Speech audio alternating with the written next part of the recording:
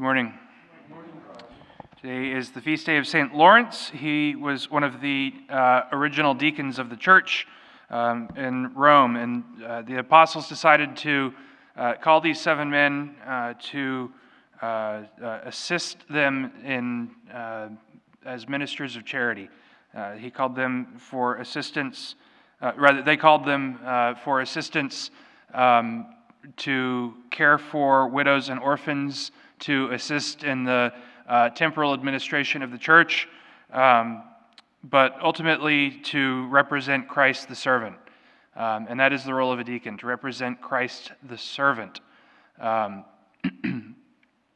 the ordination of deacons, there's the handing on of the book of the Gospels, and the bishop says to the man who has just been ordained a deacon, he says, "Receive the gospel of the Lord, believe what you read, teach what you believe, and practice what you teach." Now, when Cardinal Gregory ordained us deacons, there was always one guy in each class when he'd say, "Practice what you teach," and he'd wag his finger at him, and of course that was me. Believe it or not, I don't think Father Michael had a finger wagged at him, because there were even more mischievous guys in Father Michael's class that probably got the finger wag. Did you get the finger wag, Deacon Stephen? No? Did any of our other deacons get the finger wag? Yeah? Okay. Yeah. Anyway, but the idea of putting into practice, the Christian virtue of charity, of service to others, right? A lot of times we kind of focus on, well, what can I do for me, right? What can I do to make my life easier? What can I do to allow for, whatever brings comfort in my life?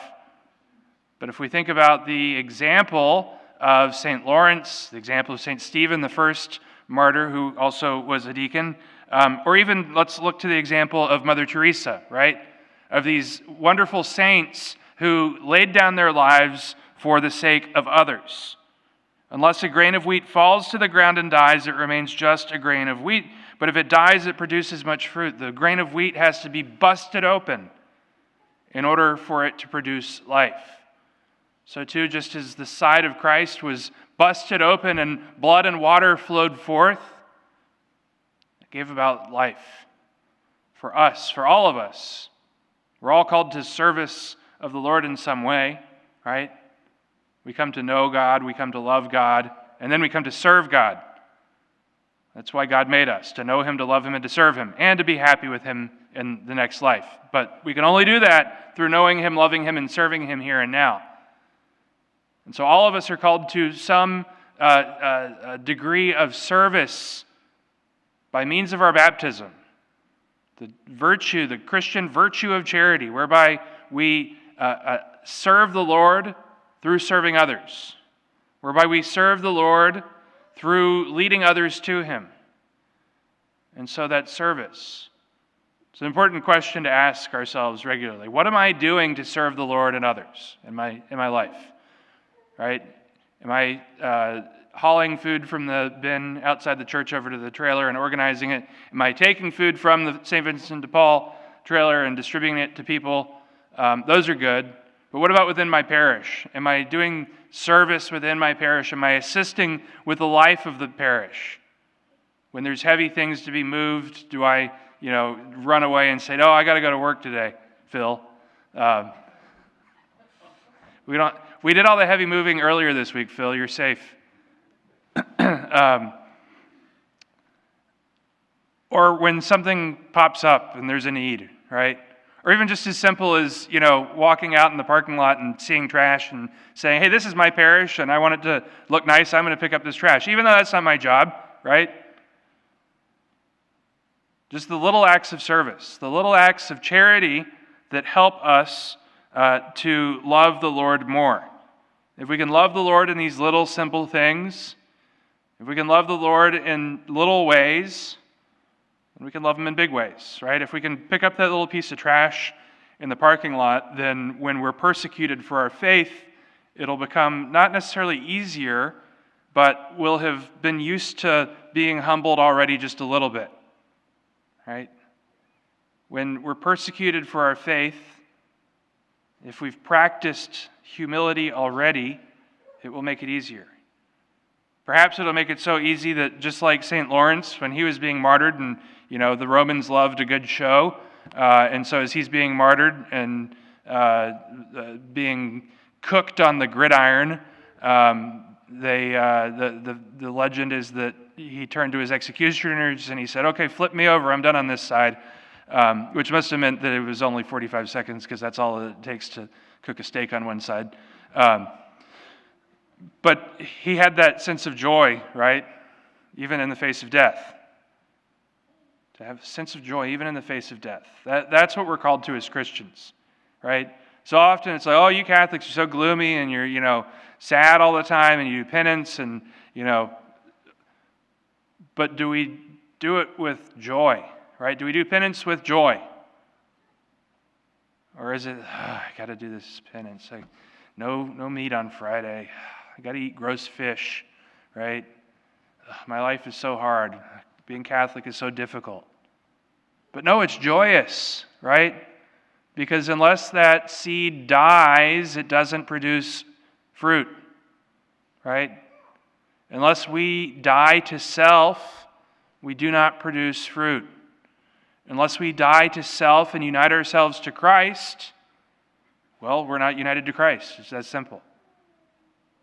And so we are called repeatedly to die to ourself, right? To put our will aside, to do the will of God. To ask, right?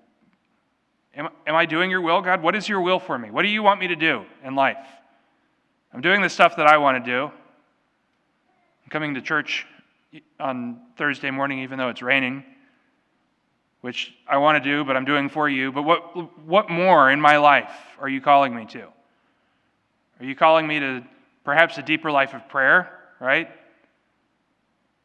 Maybe I can come in and take that 3 a.m. hour of adoration, right? Gotcha, yeah. Actually, Phil, is that your hour, the 3? There you go. See, look, Phil, you've redeemed yourself. But what more can I do to love the Lord in service of others? And not just service for service sake, right? Not just like, oh, well, I've got all this trash in my basement, so I'm going to take it over to Goodwill. Or worse, I've got all this trash in my basement, so I'm going to take it to the church because, clearly they need junk. Someone was trying to give away one of those old TV carts, like from the 90s that we watched Magic School Bus on in science class with a big CRT TV on it. And like, oh yeah, maybe a church wants this with a VCR. Like what? Okay, anyway. Sometimes people treat the church as a dump. But that real authentic charity. How can I better serve my church? Right? How can I better serve the community of my parish? People are always having ideas and initiatives and let's do this. And wouldn't it be great if we had this? Yeah, it would be awesome if we do that. Do you want to be in charge of it? Well, hold on a second. You got all that staff now. What do you need our help for? Well, it takes a lot to run a parish. It takes a lot to have a healthy, vibrant community. And it can only come from within ourselves.